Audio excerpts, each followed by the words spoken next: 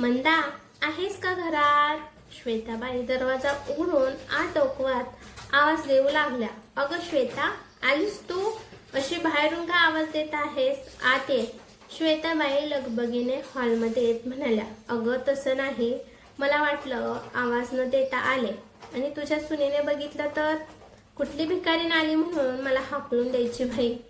श्वेताबाई सोप्यावर बसत म्हणाल्या. ते कशाला तुला हाकलून लावणार? अजून मी जिवंत आहे. हे घर माझं आहे. बघतेस तुला कोण हाकलून लावतोय ते. तू आहेस म्हणूनच मी येते बघ. तूच एक जवळची ना मला. बाकी काय म्हणते सांग?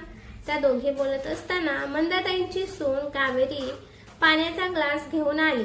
ती किचन मध्ये काम करत होती आणि बाहेर आवाज ऐकून घरी आलेल्या पाहुण्यांना पाणी द्यावं म्हणून पाणी घेऊन आली.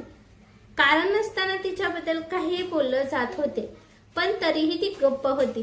तिने श्वेताबाई समोर ट्रे धरला. श्वेताबाईंनी ग्लास हातात घेतला. कावेरी जायला मागे वळली. का ग मंदा, घरी आलेल्या आणि वयाने मोठ्या असलेल्या पाहुण्यांना वाकून नमस्कार करायचा असतो हे माहिती नाही वाटतं तुझ्या सुनेला? श्वेताबाई खोचकपणे म्हणाल्या. त्यासाठी आई वडिलांनी संस्कार द्यायला हवेत ना? संस्कार नावालाही दिले नाहीत आणि दिले माझ्या मुलाच्या गळ्यात हिला बांधून. त्यांचं कधी चांगलं होणार नाही बघा, मंदाबाई म्हणाल्या.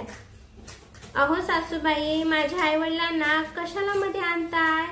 कावेरीला जे बोलले त्याबद्दल काही वाटले नाही तिला, पण उगाच तिच्या आई वडिलांबद्दल बोललं जात होतं म्हणून ती म्हणाली. बाई कशी चुरू बोलते तुझी सून. श्वेताबाई तोंडावर हात ठेवून बोलल्या. बघ ना, लेकाचं लग्न करून दिलं, त्याचा संसार चांगला सुरू व्हावा, तो मार्गी लागाव म्हणून, आणि ही अशी सून मला मिळाली. आता तर काय मी नकोशी झाली आहे हिला.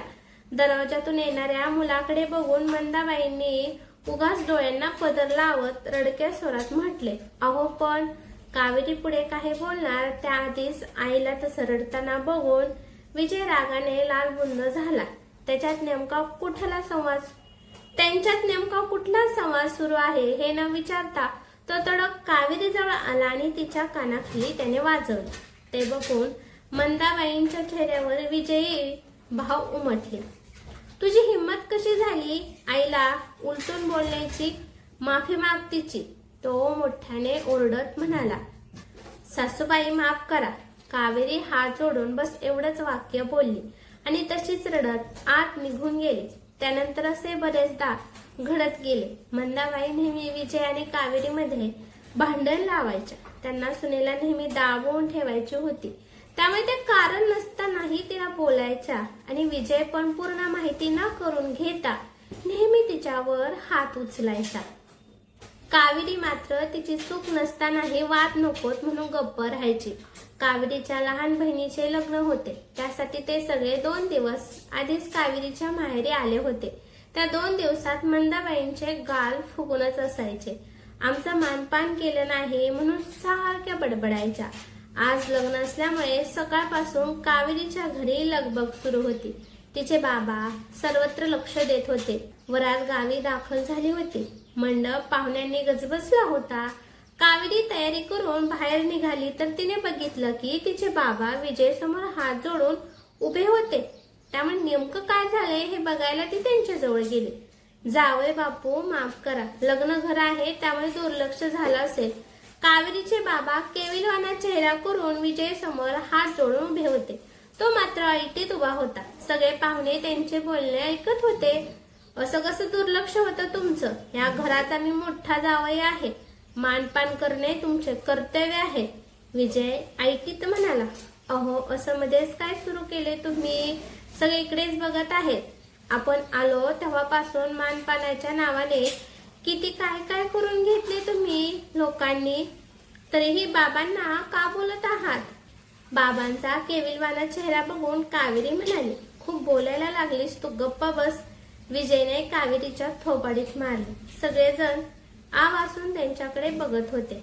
बाबांच्या डोळ्यातून आपल्या नजरेसमोर आपल्या लेकीला मारलं जात आहे हे बघून त्यांच्या डोळ्यातून अश्रू वाहू लागले. नको त्या ठिकाणी तोंड चालवायचं नाही हे विसरलीस वाटतं तू. तुला असंच प्रत्येक वेळेस आठवण करून द्यावी लागते. आता कशी गप्प झालीस? आणि तुम्ही माझ्या पायावर नाक घासून माफी मागा, तेव्हाच मी तुम्हाला माफ करेन. नाहीतर या क्षणी मी तुमच्या मुलीला टाकून निघून जाणार आहे. ठेवा तुमची मुलगी तुम्हालाच, मला नकोय. विजय आधी कावेरीला आणि नंतर तिच्या वडिलांना म्हणाला. तिच्या वडिलांचे डोळे मोठे झाले.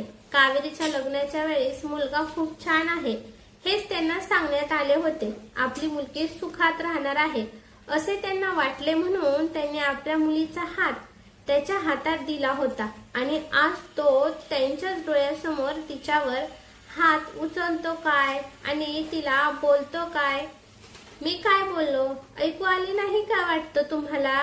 लवकर नाक घासायचं, नाहीतर आत्ताच चाललो मी. विजय आपल्या जोड्यांकडे बोट दाखवत म्हणाला. बाबांनी एक नजर कावेरीकडे बघितले. ती रडत होती. आपल्या मुलीच्या सुखासाठी, तिचा संसार वाचवण्यासाठी ते हतबल होते. त्यामुळे तिचा संसार वाचवण्यासाठी विजय जे म्हणत आहे ते त्यांना करावे लागणार होते. त्यामुळे ते त्यांच्या पायावर नाक घासण्यासाठी खाली वाकले.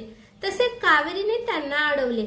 नाही बाबा, तुम्ही कोणाच्याही पायावर नाक घासणार नाही. जो व्यक्ती माझ्या बाबांचा सन्मान करू शकत नाही असा नवरा असल्यापेक्षा नसलेला बरा, कावेरीने निर्धारपणे म्हणाले. अगं पण, बाबा म्हणाले. पण तिने त्यांना अडवले. माहेरी येऊन जास्त माज आलेला दिसतोय तुला. थांब, आताच तुझा माज उतरवतो मी. असं म्हणत विजय कावेरीवर हात उचलणार त्याआधीच कावेरीने त्याच्या कानाखाली लगावली. खूप झालं आजपर्यंत, खूप मारलं तुम्ही आणि मी खूप सहन केलं, पण आता नाही. वाद नको व्हायला म्हणून मी नेहमी गप्प राहिले, पण इथेच मी चुकले. जर आधीच तोंड उघडलं असतं तर तुमची मजल इथपर्यंत पोहोचली नसते की चार चौघामध्ये तुम्ही माझ्या बाबांचा अपमान करावा. प्रत्येक वेळेस माझा दोष नसतानाही सासूबाई मला नको नको ते बोलायच्या. माझ्या आईवडिलांचे संस्कार काढायच्या, पण मी गप्प राहायचे कारण हे माझे संस्कारच होते. ज्यामुळे आपल्याला पटत नसेल तरी मोठ्यांचा मान राखण्यासाठी गप्प राहायचे असे माझ्या आईवडिलांनी मला शिकवले होते. पण तुमच्या संस्काराचे काय? तुमच्या आईवडिलांनी तुम्हाला संस्कार द्यायला विसरलेत वाटतं की संस्काराची पूर्ण अपेक्षा फक्त सुनेकडूनच असते. चूक नसतानाही तुम्ही माझ्यावर हात उचलत आहात. जेव्हा माझी चूक आहे असे समजून तुम्ही मला मारायचात, मग आता तुमची चूक असेल तेव्हा मार खाण्याची पण तयारी ठेवायला हवी ना. जसं तुम्हाला तुमच्या आई वडिलांचा अपमान झालेला सहन होत नाही, तसंच मला सुद्धा माझ्या आई वडिलांचा अपमान झालेला सहन होत नाही. काय हो सासूबाई, नेहमी माझे संस्कार काढत होतात ना तुम्ही, मग आज स्वतःचे संस्कार काढा ना.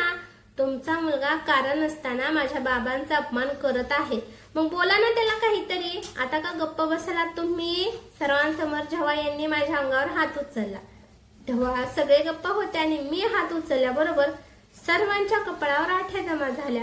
मार काय फक्त स्त्रियांनीच खायचा असतो? पुरुषांनी स्त्रियांना कमजोर समजून फक्त तिच्यावर हात उगारून आपला पुरुषार्थ दाखवायचा असतो का? माझ्या बाबांचा अपमान करून माझा संसार जर वाचत असेल तर नको आहे मला असा संसार. ती रागात बोलली आणि तेथून निघून गेली. बाकी सगळ्यांच्या माना खाली गेल्या होत्या, कारण ती जे बोलली होती ते सत्य होतं. सर्वांना स्वतःची चूक समजली होती. विजयला सुद्धा त्याची चूक समजली होती, त्यामुळे तो खाली मान घालून उभा होता. तर मित्रांनो, तुम्हाला कशी वाटली ही कथा कमेंट करून नक्की सांगा. धन्यवाद.